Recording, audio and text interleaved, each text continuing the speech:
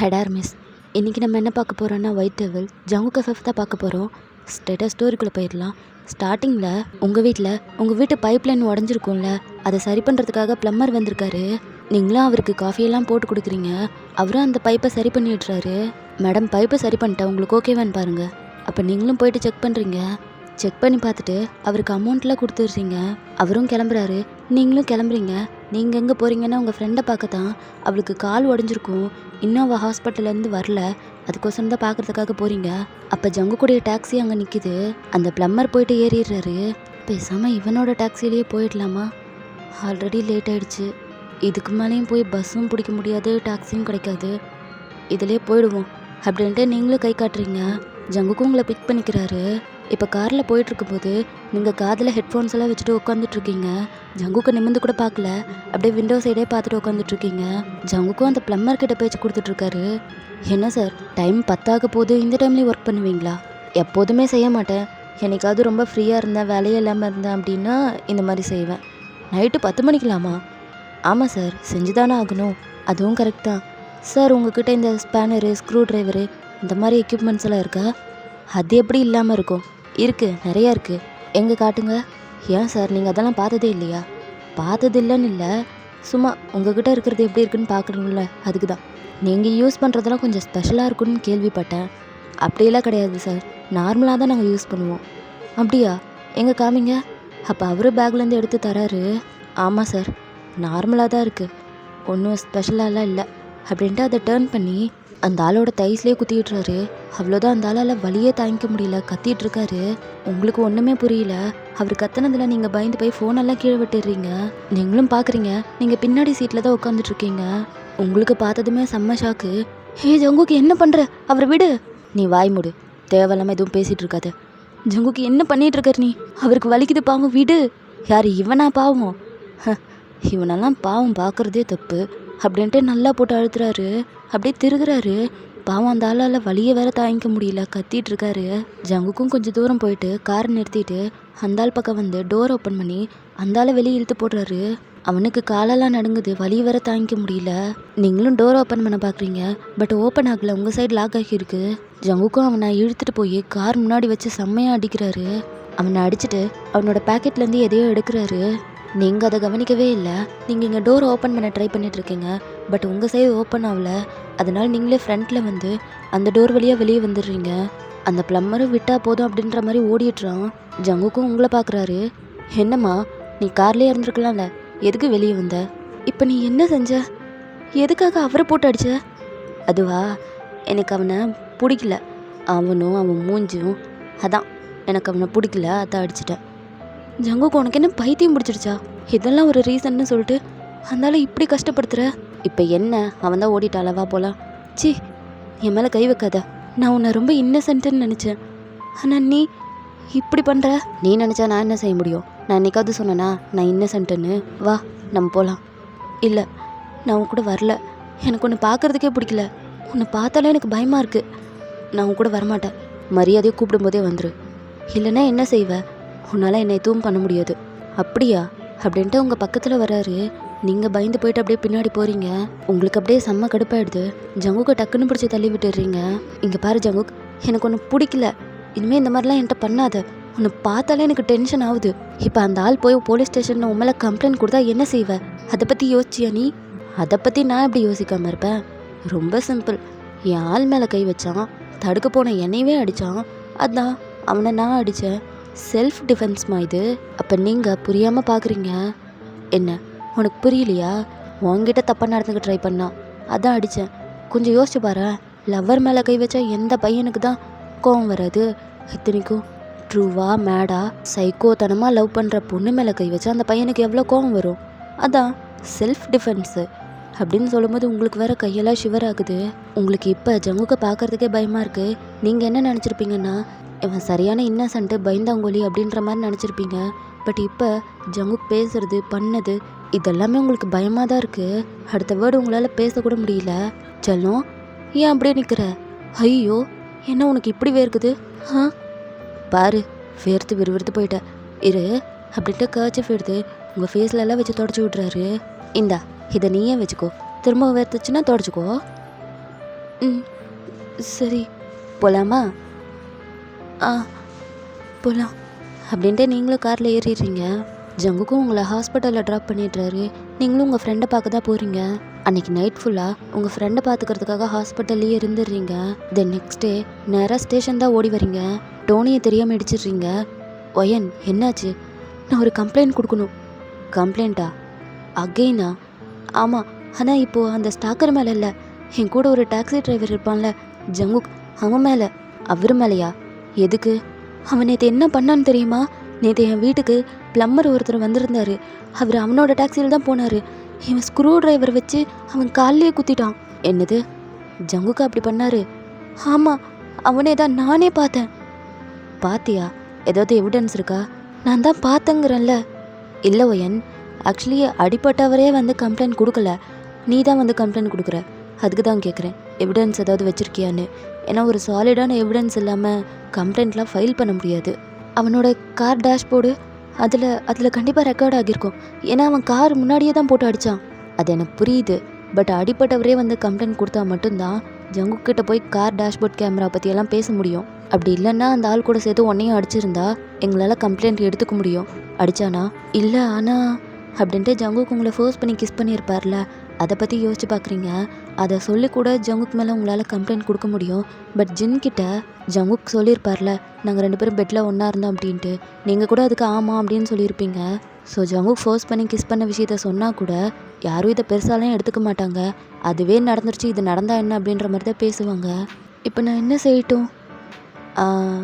பேசாமல் நீ அந்த ஆளுக்கு கால் பண்ணி இந்த மாதிரி வந்து கம்ப்ளைண்ட் கொடுக்க சொல்லு, நாங்கள் ஃபைல் பண்ணுறோம். பேசுகிறேன் அப்படின்ட்டு டக்குன்னு அந்த ஆளுக்கு தான் ஃபோன் பண்ணுறீங்க. ஹலோ, நான் ஒயன் பேசுகிறேன். நீங்களா? சொல்லுங்கள் மேடம். சார், நேற்று ஒருத்தன் உங்களை அடித்தான்ல, அதை பற்றி வந்து போலீஸ் ஸ்டேஷனில் கம்ப்ளைண்ட் கொடுங்களேன். என்ன அடித்தாங்களா? யார் அடித்தா? சார், அந்த டாக்ஸி டிரைவரு நைட்டு கூட உங்களை கார் முன்னாடி இழுத்து போட்டு அடித்தாரு. இல்லையே, அந்த மாதிரி எதுவும் நடக்கலையே. நான் வந்தேன், உங்கள் வீட்டில் வேலை இருந்துச்சு, பார்த்தேன், அந்த டாக்ஸியில் வந்தேன், அப்புறம் நான் கிளம்பி போயிட்டேனே. நீங்கள் சொல்கிற மாதிரி எதுவும் நடக்கலையே. நீங்கள் எதுக்காக இப்படி போய் சொல்கிறீங்க? நான் தான் பார்த்தேனே. மேடம், நீங்கள் ஏதாவது கற்பனை பண்ணிட்டு பேசுகிறீங்களா? அந்த மாதிரி எதுவும் நடக்கலை. நீங்கள் ஏன் இப்படி பொய்யெல்லாம் சொல்கிறீங்க? நானா போய் சொல்கிறேன்? நீ தான் போய் சொல்கிற. உன்னை தானே அடித்தான், ஆனால் நீ வந்து கம்ப்ளைண்ட் கொடுக்க மாட்டேற. என்னை யாருமே அடிக்கல, நான் எது கம்ப்ளைண்ட் கொடுக்கணும்? இந்த மாதிரி ஃபோன் பண்ணி என்னை மிஸ் பண்ணாதீங்க அப்படின்ட்டு அவன் கட் பண்ணிடுறான். இவ்வளோ நேரம் ஸ்பீக்கரில் போட்டு தான் பேசிகிட்டு இருந்திருப்பீங்க. டோனி இதெல்லாத்தையும் கேட்டுட்டு அவன் உங்களை ஒரு மாதிரியாக பார்க்குறான். என்ன ஒயன் இதெல்லாம்? இல்லை, எனக்கு தெரியல, இவர் போய் சொல்கிறாரு, உண்மையாகவே இதெல்லாம் நடந்துச்சு. ஒயன் ப்ளீஸ், ஆல்ரெடி ஒரு ஸ்டாக்கரை பற்றி சொன்னேன். அவன் நிஜமா இல்லை உன்னோட இமேஜினேஷனானே தெரியல. இப்போ இப்படி ஒரு கதை வேறு கட்டிகிட்ருக்க. தயவு செய்து போய் ஒரு நல்ல டாக்டராக பாரு. நான் ஒன்றும் கதை சொல்லலை, நிஜமாவே இதெல்லாமே நடந்துச்சு. அவர் ஏன் பொய் சொல்கிறாருன்னு எனக்கு தெரியல.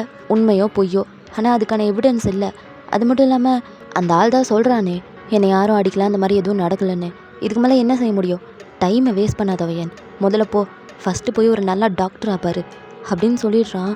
உங்களுக்கு எதுவுமே புரியல, இந்த ஆள் ஏன் இப்படி சொல்கிறானோ தெரியல. இப்போ அப்படியே அந்த ப்ளம்மரோடைய வீட்டில் அந்த ப்ளம்மரும் முட்டி போட்டுட்டு உட்காந்துட்ருக்கான். அவனுக்கு ஆப்போசிட்டில் ஜங்குக்கு உட்காந்துட்ருக்காரு. கையில் ஸ்க்ரூ டிரைவர் வேறு வச்சிட்ருக்காரு. அவன் வேறு செம்ம பயத்தில் இருக்கான். சார், நீங்கள் சொன்ன மாதிரியே சொல்லிட்டேன். நீங்கள் சொன்னதெல்லாம் கேட்டால் என்னை விட்டுருவேன்னு சொன்னீங்க. விட்டுருவேன்னு தான் சொன்னேன், ஆனால் ஃப்யூச்சரில் என்னை எங்கேயாவது போட்டு கொடுத்துட்டேன்னா? இல்லைண்ணா, நான் அந்த மாதிரிலாம் எதுவும் சொல்ல மாட்டேன் சார். ப்ளீஸ் என்னை விட்டுருங்க சார். சரி, பார்த்தாலே பாவமாக இருக்க, ஏதோ பொழைச்சி போட்டுன்னு சொல்லிட்டு விடுறேன். ஆனால் ஃப்யூச்சரில் ஒரு வேளை நீ எனக்கு ஏதாவது பிரச்சனையாக வந்து நின்ன அப்படின்னா அடுத்த செகண்ட் உன் உயிர் உனக்கு இல்லை. இல்லை சத்தியமாக அந்த மாதிரி எதுவும் பண்ண மாட்டேன் சார், என்னை நம்புங்க. சரி, நான் போயிட்டு வரேன் அப்படின்னு சொல்லிட்டு அந்த ஸ்க்ரூ டிரைவரை அங்கேயே போட்டு போயிடுறாரு. அவனுக்கு இப்போ தான் உயிரே வருது. இப்போ அப்படியே ஸ்கூலில் நீங்கள் ஸ்டாஃப் ரூமில் உட்காந்துட்ருக்கீங்க. இப்போவும் அந்த ஸ்கூலுடைய மொத்த கேமரா ஃபுட்டேஜஸையும் செக் பண்ணிகிட்ருக்கீங்க. வெளியில் இருக்க கேமராவை நல்லா உன்னிப்பாக செக் பண்ணி பார்க்குறீங்க. அப்போ தான் கவனிக்கிறீங்க, அந்த ஸ்கூலுக்கு ஆப்போசிட்டில் ஒரு காஃபி ஷாப் இருக்குது. ஸ்கூல் பெல் அடிக்கிறதுக்கு முன்னாடி அந்த காஃபி ஷாப்புக்கு ஒருத்தன் போகிறான். போயிட்டு ரொம்ப நேரமாக வெயிட் பண்ணிகிட்ருக்கான்.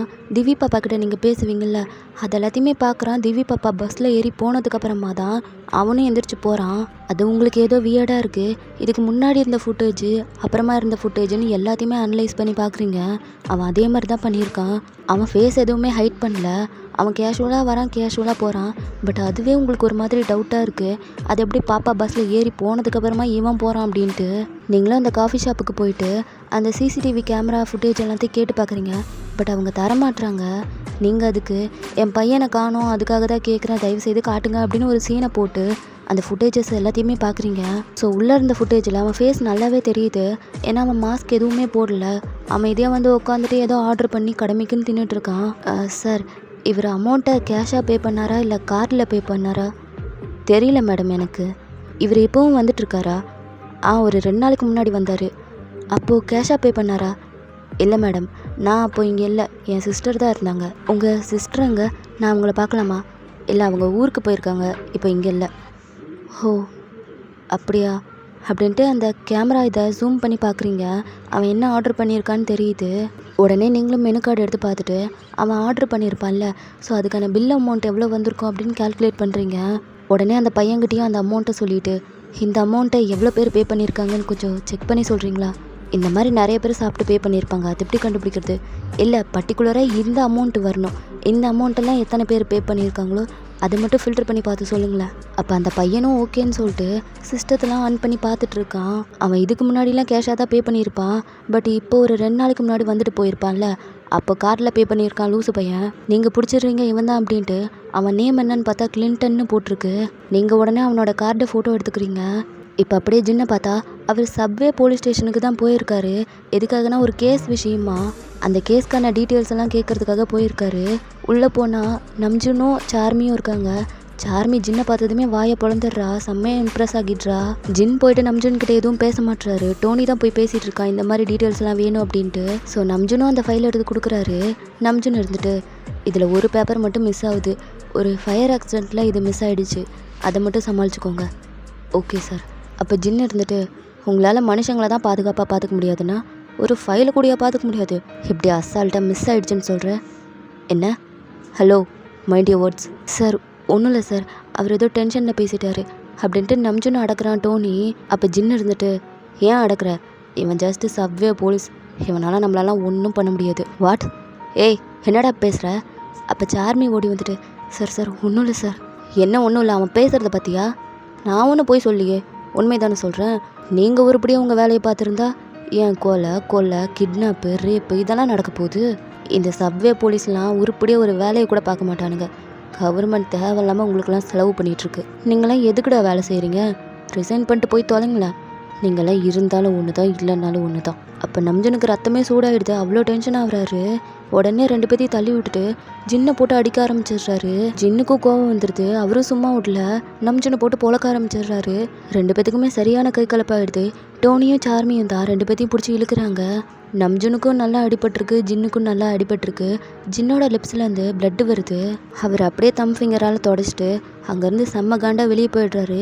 டோனி தான் நம்ஜன் கிட்ட சாரியெல்லாம் சொல்லிட்டு வெளியே ஓடி வரான். ஜின்னுக்கு இந்த சப்வே போலீஸ் மேலே என்ன காண்டோ தெரியல, அவங்கள பார்த்தாலே டென்ஷன் ஆகிடுறாரு. சார்மியும், சார் உங்களுக்கு அடிபட்டிருக்கு வாங்க. என்னை விடு, அவன் என் ஈகோ டச் பண்ணிட்டான், அவன் நான் சும்மா விட மாட்டேன். அவன் க்ரைம் டிபார்ட்மெண்ட்டை சேர்ந்தவனா நம்மளெல்லாம் கேவலமாக பேசுவானா? அவ்வளோ சீனும் இல்லை அவனுக்கு.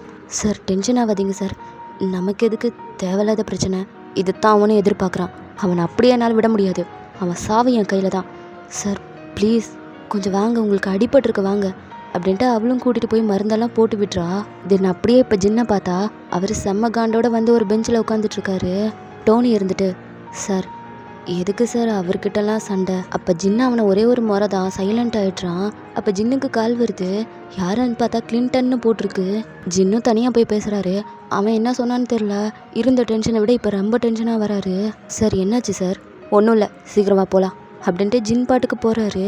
டோனிக்கு என்னன்னே புரியல, அவனும் பின்னாடியே போகிறான். அவன் என்ன சொல்லியிருப்பானா, இந்த மாதிரி என்னை ஒரு பொண்ணு விசாரிக்கிறா, என்னோட ஐடி வேறு தெரிஞ்சிருச்சு அப்படின்ற மாதிரி சொல்லியிருப்பான். விசாரிச்சது நீங்கள் தானே, உங்கள் நேம் வரைக்கும் சொல்லியிருப்பான். அதனால தான் ஜின்னுக்கு காண்டு. இவன் நமக்கு பிரச்சனையாக வந்து முளைக்கிறாளே அப்படின்ட்டு அந்த காஃபி ஷாப்லேயே அவனுக்கு தெரிஞ்ச ஒரு பொண்ணை ஸ்பை மாதிரி வச்சுருக்கான். அங்கே அந்த பொண்ணு தான் வேலை செய்கிறா. இதெல்லாத்தையும் கவனிச்சுட்டு அவள் தான் போட்டு கொடுத்துருப்பா. இப்போ அப்படியே ஜின்னும் டோனி அனுப்பி வச்சுட்டு ஜங்குக்கு கால் பண்ணி வெயிட் பண்ணிட்டு இருக்காரு. ஜங்குக்கும் கொஞ்ச நேரத்தில் வந்துடுறாரு. ஜின்னும் காரில் ஏறிடுறாரு. சார் எங்கே போகணும்? ஸ்டேஷன் தான். அப்போ அவரும் காரை ஸ்டார்ட் பண்ணிடுறாரு. ஜின்னு அவர்கிட்ட இருந்த கன்னை எடுத்து உள்ளே இருக்க புல்லட்லாம் எடுத்துகிட்டு இருக்காரு. ஜங்குக்கும் பார்க்குறாரு. என்ன சார் திடீர்னு டாக்ஸி வேணும்னு சொல்லி கூப்பிட்ருக்கீங்க? ஏன் உங்கள் ஜீப் என்னாச்சு? என்ன ஆனால் உனக்கு என்ன? இல்லை சும்மா கேட்டேன் சார். ஆமாம், நானும் உன்கிட்ட சும்மா ஒரு விஷயம் கேட்குறேன். உன் ஆள் என் விஷயத்தில் தலையிடுறா. அவளை பார்த்து தட்டி வை, இல்லைன்னா நான் அவளை போட்டு தள்ள வேண்டியதாக இருக்கும். என்ன? யாரை சார் சொல்கிறீங்க? நான் யாரை சொல்கிறேன்னு உனக்கு தெரியாது. நடிக்காதடா, ஆல்ரெடி உனக்கு தெரியும். சார் சத்தியமாக புரியல. அதான் அந்த ஒயன், அவளை தான் சொல்லிகிட்ருக்கேன். அவள் மட்டும் இதுக்கு மேலே என் லைனில் கிராஸ் பண்ணானா உயிரோடையே இருக்க மாட்டா. அப்போ ஜங்குக்கு காண்டாவது. அவள் என்ன செஞ்சா? என் வேலையை கெடுத்து விடுறா. விட்டா என்னை போட்டு கொடுத்துருவா போல். ஏன் அப்படி நீங்கள் என்ன பண்ணீங்க? ஒன்றும் பெருசாலாம் பண்ணல. தயங்கோட தங்கச்சியையும் பிள்ளையும் கடத்தி வச்சுருக்கேன் அப்படின்னு சொன்னதும் ஜங்குக் டக்குன்னு ஸ்டாப் பண்ணுறாரு. என்னப்பா இதுக்கே இவ்வளோ ஷாக் ஆகிட்ட? இன்னும் இருக்குது, எடு கார் எடு, போகும்போது பேசிகிட்டே போகலாம். அப்போ ஜங்குக்கும் கார் எடுத்துடுறாரு. திரும்பவும் கன்னில் புல்லட் எல்லாமே போடுறாரு. ஜங்குக்கு இருந்துட்டு ஒயன் எதுவும் பண்ணிடாத, அது அவன் நடந்துக்கிறத பொறுத்து இருக்குது. அவளோட எக்ஸுக்காக இவ்வளோ ரிஸ்க் எடுத்துகிட்ருக்கா. அது உனக்கு நல்லதில்லை. ஐ மீன் உன் லவ்வுக்கு நல்லதில்லை. அவள் செத்து போயிட்டானா என்ன பண்ணுவ அப்படின்னு கேட்டதும் ஜங்குக்கு செம்ம கடுப்பாகுது. அப்புறம் உன்னை பற்றி கூட எனக்கு நிறையா டவுட் இருக்குது. என்னன்னு தெரியுமா? நீ எதுக்கு டாக்ஸி ஓட்டணும்? எதுக்கு என்கிட்ட ரொம்ப பயந்தவ மாதிரி நடிக்கணும்? உன் ஆட்டிடியூடே இது இல்லையே. என்ன சொல்ல வர? நான் என்ன சொல்ல வரேன்னு புரியலையா? Officer Jian Jungkook, cyber crime officer தானே நீ? எதுக்காக இப்படி டாக்ஸி ஓட்டிகிட்ருக்க? அப்போ ஜங்குக்கும் பார்க்குறாரு. All details I know. உன்னை பற்றி வந்த உடனே எல்லாத்தையும் தெரிஞ்சுக்கிட்டேன். அதுக்கப்புறம் இன்னொரு விஷயம் அப்படின்ட்டு மொபைல் எடுத்து ஏதோ ஒரு ஃபோட்டோ எடுத்து காமிக்கிறாரு. ஜங்குக் பார்த்ததுமே ஷாக் ஆகுறாரு. என்ன செம்ம ஷாக் ஆகிட்ட போல். இதில் உன் கைரேகை இருக்குது. இந்த எவிடன்ஸ் மட்டும் நான் தூக்கிட்டு போய் அப்படியே கொடுத்தேனே வையேன், உன்னை தொக்கா பிடிச்சி உள்ளே போட்டுருவாங்க. ஏன் நீ லவ் பண்ணுற பொண்ணு அவள் தான் உனக்கு எல்லாமே இல்லை. அவளே உன் மேலே கம்ப்ளைண்ட் கொடுப்பா. நீ எவ்வளோ பெரிய ஃப்ராடு, அவள் மேலே எவ்வளோ அப்சஸ்டாக இருக்க, இந்த விஷயம் எல்லாத்தையுமே நான் அவளுக்கு சொல்லுவேன். ஸோ அவள் வேணும்னா நீ அவளை அடுக்கி வை, அவள் உயிரோடு இருக்கணும்னு நினச்சா அப்படின்றாரு. தென் ஜங்குக்கும் வேகமாக காரை ஸ்டாப் பண்ணிடுறாரு. இறங்கு, எனக்கு கோவம் வரத்துக்குள்ளே இறங்கி போயிடு. அப்போ ஜின்னும் செம்ம நக்கலாக சிரிச்சுட்டு அவர் பாட்டுக்கு இறங்கி போயிடுறாரு. ஜங்குக்கு தான் செம்ம டென்ஷன் ஆகிடுச்சு. நம்மளை பற்றின விஷயம் இவனுக்கு எப்படி தெரியும் அப்படின்ட்டு. உண்மையாகவே ஜங்குக்கு ஒரு சைபர் கிரைம் ஆஃபீஸர். அவர் ஏன் டாக்ஸி டிரைவராக இருக்காருன்ற விஷயத்த போக போக பார்த்துக்கலாம். இப்போ அப்படியே உங்களை பார்த்தா நீங்கள் வீட்டுக்கு போயிட்டு ஃப்ரெஷ்அப் ஆகிட்டு எதையோ தேடிட்டு இருக்கீங்க. எங்கே போச்சு அது? இங்கே தானே எங்கேயோ வச்சேன், காணுமே அப்படின்ட்டு வீடு முழுக்க தேடிட்டு இருக்கீங்க. அப்போ தான் சடனாக உங்களுக்கு ஞாபகம் வருது. ஓ, இதை நான் எப்படி மறந்தேன்? அன்றைக்கி ஜங்கு கூட வீட்டுக்கு நான் அந்த டைரி எடுத்துகிட்டு போனேன்ல, அதை அங்கேயே விட்டுட்டு வந்துட்டேன் போல். பேசாமல் போய் வாங்கிட்டு வந்துடலாம் அப்படின்ட்டு நீங்களும் பக்கத்தில் ஜங்குக்கு வீட்டுக்கு தான் போகிறீங்க. டோரை நாக் பண்ணால் அவர் திறக்கவே மாட்டுறாரு. ஸோ நீங்களே பாஸ்வேர்டு போட்டு உள்ளே போகிறீங்க. ஆல்ரெடி ஒரு டைம் நீங்கள் ஜங்குக்கு வீட்டுக்கு போயிருப்பீங்கல்ல, ஸோ அப்போயே பாஸ்வேர்டை பார்த்துருந்துருப்பீங்க. அதை வச்சு தான் இப்போ போடுறீங்க. உள்ளே போனால் ஜங்குக்கை காணோம். நீங்களும் தேடி பார்க்குறீங்க. அப்போது ஒரு ரூம்லேருந்து வெளிச்சம் ஏதோ வந்துட்டுருக்கு. நீங்களும் அந்த டோரை ஓப்பன் பண்ணி உள்ளே போய் பார்க்குறீங்க. பார்த்ததுமே உங்களுக்கு சரியான ஷாக்கு. அப்படியே கையெல்லாம் ஷிவர் ஆகுது. என்னென்னா அந்த ரூம்லலாம் நிறைய டிவி ஸ்க்ரீன் இருக்குது. அதில் ஒரு ஸ்க்ரீனில் உங்கள் வீட்டில் தான் கேமரா வச்சுருப்பாங்கள்ல, அதையும் பார்த்துடுறீங்க. உங்கள் வீட்டு ஹால் தான் தெரியுது.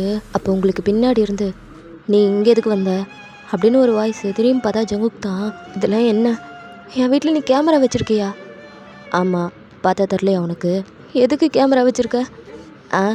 உன்னை வாட்ச் பண்ணதான். அப்போது நீ தான் இவ்வளோ நாளாக என்னை ஃபாலோ பண்ணியிருக்க. நீ தான் என்னை ஃபாலோ பண்ண ஸ்டாக்கர். ஆமாம் தானே? என் பக்கத்துலேயே இருந்திருக்குல்ல நீ. ஏன்னு சொல்கிறது கேளு அப்படின்ட்டு ஜங்குக்கும் உங்கள் கையை பிடிக்க வராரு. நீங்கள் அப்படியே பின்னாடி போகிறீங்க. இல்லை வேணாம், என் பக்கத்தில் வராது, உன்னை பார்க்குறதுக்கு எனக்கு பயமாக இருக்குது. ஏன் இல்லை, சொல்கிறது கேளு. இல்லை வேணாம், இப்போ தான் எனக்கு உன்னை பற்றி புரியுது. நீ ரொம்ப இன்னசென்ட் மாதிரி நடிச்சிருக்கல்ல. ஏய் லூஸ் மாதிரி பேசாத. உன்னை ஃபாலோ பண்ணது நான் கிடையாது. உன் வீட்டில் கேமரா வச்சது என்னமோ உண்மைதான். நான் ரொம்ப கேவலமான ஒருத்தனாக இருந்தேன்டா. பாத்ரூம்லேயும் பெட்ரூம்லேயும் தான் கேமரா வச்சுருப்பேன். எதுக்கு நான் ஹாலில் வைக்கணும்? அதுக்கான அவசியம் எனக்கு இல்லையே. உன்னை ஃபாலோ பண்ணுறது யாருன்னு கூட எனக்கு தெரியும். யார்? நீ போய் சொல்கிறதானே? நீ தானே என்னை ஃபாலோ பண்ணிகிட்ருக்க. ஏய் நான் ஒன்றும் உன்னை ஃபாலோ பண்ணல. உன்னை ஃபாலோ பண்ணிகிட்ருக்கிறது அந்த தயாங்கு. அப்போ அதை கேட்டதும் உங்கள் தலையில் இடி விழுந்த மாதிரி ஆயிடுது. தயாங்க, இல்லை இல்லை நீ போய் சொல்கிற. அவர் எதுக்கு என்ன ஃபாலோ பண்ணணும்? ஆமாம், அவன் தானே உன்னை வச்சுக்கணுன்னு ஆசைப்பட்றான், அதான் உன்னை ஃபாலோ பண்ணிகிட்ருக்கான். அதே மாதிரி நான் எதுக்காக உன்னை ஃபாலோ பண்ணணும்? நீ என் பக்கத்துலேயே இருக்க, உன் வீட்லேயும் நான் கேமரா வச்சுருக்கேன். அப்படி இருக்கும்போது நான் எதுக்கு ஃபாலோ பண்ணணும்? இல்லை நீ நீ பொய் சொல்கிற. தயங்க அப்படிலாம் பண்ண மாட்டார். அப்படியா? இரு, உனக்கு ஒரு குறும்படம் காட்டுறேன் அப்படின்ட்டு ஜங்குக்கும் அவரோட சிஸ்டத்தை ஆன் பண்ணி ஏதோ வீடியோ காமிக்கிறாரு. அது என்னன்னா, தயங்கு உங்களை ஸ்கூலில் வந்து மீட் பண்ணுறதுக்கு முன்னாடி உங்கள் வீட்டுக்கு வந்து எதையோ தேடி இருக்காரு. இதனால தான் நீங்கள் பயந்துருப்பீங்க. அன்றைக்கி நைட்டு தான் மயக்கம் போட்டும் விழுந்திருப்பீங்க. அந்த ஜூஸ்லலாம் எதுவும் கலந்துருக்காது, நீங்கள் தான் ரொம்ப வீக்காக இருந்திருப்பீங்க. ஜங்குக் தான் ஆல்ரெடி வீட்டில் கேமரா ஃபிக்ஸ் பண்ணியிருக்காருல. ஸோ நீங்கள் மயக்கம் போட்டு விழுந்ததை பார்த்ததுக்கப்புறமா தான் உங்களை தூக்கிட்டு வந்து பெட்டில் படுக்க வச்சு உங்களை பக்கத்துலேயே உட்காந்து பார்த்துட்டு இருந்திருப்பாரு.